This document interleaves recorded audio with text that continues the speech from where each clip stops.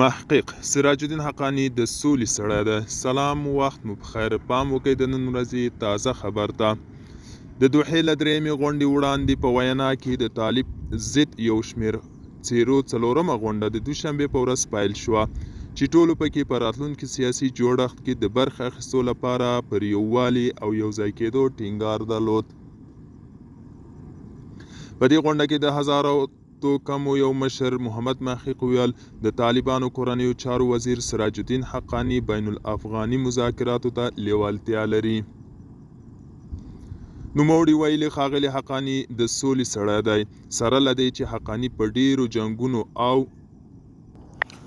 چاودنو کې لاس درلود، خو وایي څوک چې د جنګ سړی وي هغه د سولې هم وي. د مقاومت په نوم جبهې مشر احمد مسعود بیا ویلي د طالبانو مخالفان باید پخواني اختلافات پرېږدي او سره یو ځای شي. دوستانو، دا د نن ورځې چمتو کله خبر. تر بیا هم په الله سپارم. ښې چارې، ښه وخت.